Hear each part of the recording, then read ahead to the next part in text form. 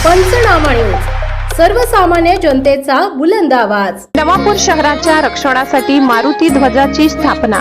श्री स्वामी समर्थ पुण्यतिथी निमित्त उत्साहात कार्यक्रम संपन्न। श्रद्धा आणि संरक्षणाचा संगम, नवापुरात आध्यात्मिक ऊर्जेचा जागर।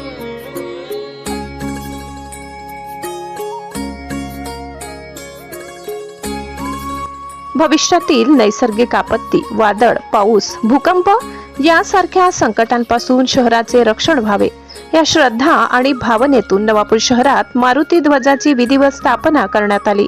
परमपूज्य गुरुमाऊली यांच्या आज्ञा व आशीर्वादाने श्री स्वामी समर्थ सेवा केंद्र नवापूर तसेच नागरी ग्राम अभियान टीम यांच्या संयुक्त विद्यमाने हा उपक्रम राबविण्यात आला। श्री स्वामी समर्थ महाराज पुण्यतिथी निमित्त आयोजित या कार्यक्रमात नवापूर शहरातील आराध्य दैवत श्री गणपती मंदिर येथे पोलीस निरीक्षक श्री अभिषेक पाटील यांच्या हस्ते मारुती ध्वजाची स्थापना करण्यात आली। शहराच्या मध्यवर्ती ठिकाणी असलेले श्री गणपती मंदिर हे नवापूरकरांचे श्रद्धास्थान असल्याने या ठिकाणी ध्वजस्थापनेला विशेष महत्त्व प्राप्त झाले।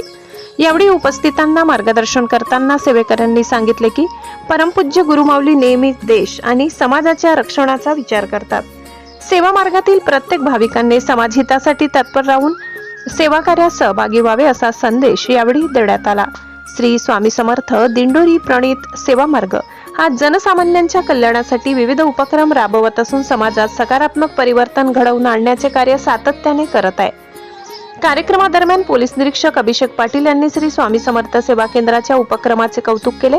तसेच नागरी ग्राम अभियानाअंतर्गत सुरू असलेल्या सेवा कार्याची माहिती घेतली आणि सेवा मार्गातील विविध 18 विभागाबाबत सविस्तर चर्चा केली।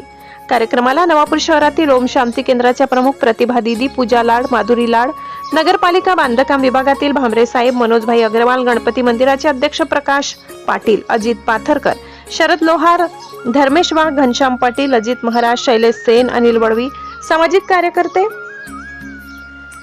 शंकर दर्जी, दर्शन पाटील, संदीप चौधरी, अर्पण अग्रवाल, भूषण पाटील, भिकन पाटील, निलेश ढोले, रवी पाटील आदी भाविक मोठ्या संख्येने उपस्थित होते। कार्यक्रम भक्तिमय वातावरणात पार पडला असून नवापूर शहराच्या कल्याणासाठी आणि रक्षणासाठी करण्यात आलेल्या उपक्रमाचे सर्वत्र स्वागत होत आहे।